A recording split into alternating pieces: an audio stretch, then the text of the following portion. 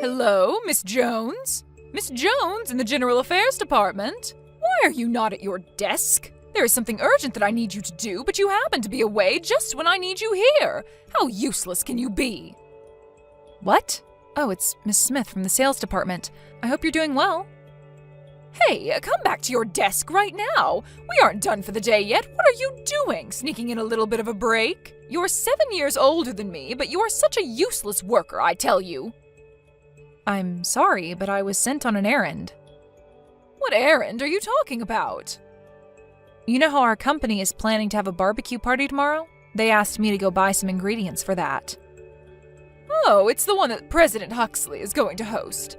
He's a great one. He is considerate of his workers, and he is a kind, handsome man. And he's only 32 years old. I wonder if he has a girlfriend. What do you think? Miss Smith, I thought you had something urgent you wanted me to do. What? Oh my God, that's right. I should be back in about 30 minutes, so if you could leave a memo on my desk on what I should do, that would be great. If there is something I don't understand, I'll come to you and ask.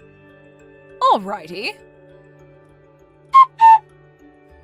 Miss Smith, where are you now? The task you wrote on your memo, that's something that has to be finished by today, otherwise it won't meet the deadline. That's right, I told you that's why it needs to be done in a hurry. It looks like the task could have been assigned a month ago. Why has it been assigned now? We have our own situation here to deal with. You people in the general affairs can eat because we in the sales department work our butt off. So stop complaining and just do your work. There is not much time left, so I'll do my best, but please be careful next time. Alrighty. By the way, did you finish getting the things for the barbecue tomorrow? What? Oh, yes. The other staff members are putting the food in the refrigerator right now. I am so looking forward to tomorrow. Say, you know what? I hear that we are free to wear whatever we want to the barbecue. I'm planning on wearing my best outfit tomorrow. What about you? It's a barbecue, so I think I'll probably wear something that I can move around easily in and something that can get dirty. Oh, I see. Well, now that I think about it, I guess people in your department can only wear such things. You in particular can only do these odds and ends types of jobs at the company, right? You are an old miss, after all. All right, I win. I don't know what you mean about winning, but I need to work on the task you asked me to do, so please excuse me here. When you finish with it, print it out and put it on my desk, all right? Hey, Miss Jones, I know you're just a plain office worker, but what is that outfit you're wearing? Jeans and a sweater? You know that the host of this barbecue is our president, right? It's a rare chance for the workers to show ourselves off in front of the young, handsome president. Your TPO is way off. Why, hello there, Miss Smith. Today we'll be cooking meat and washing dishes, so we might get ourselves dirty when doing that. That's why I thought it best to avoid wearing a dress today. You don't understand anything. An event like today is a chance for people to become friendly with the president. Oh, I see. Oh, oopsies. Sorry, I guess you already know your place within the company. That's why you're wearing such a plain outfit. My place within the company? That's right. The office workers basically take care of unimportant errands of the company. That's why you are the server in today's barbecue. Since we are assisting our president, we in the General Affairs Department will be taking care of all kinds of things, but we are not necessarily the servers, per se. Then you can grill the meat for me. That's about the best you could do, old miss. Servers need to take care of our needs, so make sure to obey my orders, all right? As for grilling the meat, everyone is supposed to do their own grilling. What? I need to get more drinks, so please excuse me. What? Hey, don't ignore me. You're responsible for grilling my meat. Come here quickly and grill me my meat. Hey, Miss Jones. I thought I couldn't find you, but then I see you talking friendly with our president. How does that happen? You're just an office worker. Mind your position. Stop trying to make yourself look attractive in front of the president. The only one who can go after him is me, because I work in the most important department in this company, the sales. I was serving him some drink just now and we were getting on quite well. I just need a little bit of time, so don't get in my way. Get away from him right this moment. It serves you right. How does it feel to have beer showered on your head like that? Well, you really did it this time. This is what happens when a good-for-nothing office worker tries to make herself attractive in front of the president. I was talking with him only because he asked for me. What? No way that could happen. Come on, get back to your place and grill my meat. I gave you some beer, so now it's your turn to serve me by getting me some meat. I am going to change. What? It won't make any difference whether you change your outfit or not. If I continue wearing these clothes, I'll catch a cold. Oh, that's right. The president was saying that there will be a surprise announcement at the end of the barbecue. Maybe he's going to announce that he likes me. I guess when I served him beer, he noticed how attractive I am. Oh my God. Yes, I'm going to go up the social ladder by marrying into a rich family. Oh, there is some cooked meat. I think I'll eat that while I can. Oh, that's right. After he tells me that he likes me, it might also work well if I bring him a nicely grilled piece of meat. Then I can show everyone how close we are. You are going to be in so much trouble later. This meat is so good! What on earth? What was that surprise about?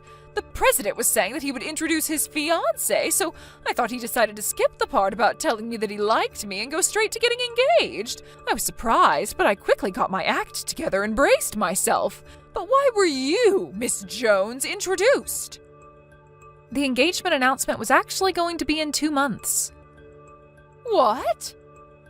But you showed how you were trying to get the president for yourself. That became obvious. What's wrong with that? There's no one more suitable to be the president's wife than I. Our president physically can't drink alcohol. What? That's what he was telling you, but you were so persistent. When he left his seat for a moment, you poured alcohol into his glass of tea. If I hadn't noticed that, he would have drank it and would have been carried off to the hospital in an ambulance. What? You mean that wasn't beer? He was telling you that he can't drink, so I think one could safely assume that that glass did not contain any alcohol. But I thought he enjoyed my company. The way you behaved made him think that you were quite dangerous. Also, the fact that you poured beer on my head was the last straw. That's why we decided to announce our engagement this evening, although it was a sudden decision. What the hell? Something is just not right. How can a plain old office worker get married to the company president? You're only given jobs that anyone could do. You only do boring work. The president and I have known each other since we were kids. We've been going out since I was around 20 years old. What? We used to work in different companies, but when it was decided that he was going to take over his grandfather's company, he thought it wouldn't be good if his future wife had no idea what kind of company he was going to take over. That's why I ended up changing companies. Well, I see. I guess anyone can do office work, so it's easy to change companies. It seems that you don't understand what office work consists of and that you really don't think highly of it. But I really don't want to be criticized by someone whose sales records are the worst in the department. Well, fine then. If the president is taken, I'll just look for someone else. Someone else? The managing director's son. I hear he's the president of a startup company. The managing director's son? That's right. I'll be able to marry into a rich family. I think it's impossible. What? Why not? At the barbecue today, you were eating the meat that someone else had grilled one after the other. What's wrong with eating meat that was cooked? That meat was all grilled by the managing director's son. What? Family members could also participate in the barbecue today, so he was also there. I thought we were grilling our own meat, but there was a woman who kept on stuffing herself with the meat that I grilled one after the other. She was wearing this flashy dress that wasn't suitable for the occasion, he said. I think he was talking about you. What? To begin with, I think you have other things to be concerned about right now. What? What are you talking about? Hey, why am I being fired? I did nothing to get myself fired. It's what the company decided, so there's nothing I can do. You probably said something to the president, didn't you? I am not so low as to bring my private affairs into company matters. Well, it's true that how you acted at the barbecue was the primary cause. What do you mean by that? First, you poured alcohol into the president's glass, which could have seriously endangered his life. Second, that you poured beer on my head. Third, that you chose to ignore that rule about grilling your own meat and took other people's meat before they could eat it. Based on those reasons, the company started looking into the possibility of other victims. The compliance department in the company conducted some hearings. What? Hearings? I would have you know, though, I am usually working as one of the members on the compliance team, but this time, other people were put in charge of the case. Once they started looking, there was so much that they discovered. For example, you tried to make an 18-year-old employee drink alcohol at your department's gathering, and because she refused to drink at that time, you persistently complained to her the next day. And in another instance, you tried to claim another employee's sales records as your own. And there were many more similar complaints against you that they uncovered. What? Against me? It seems that these facts didn't come out into the open until now.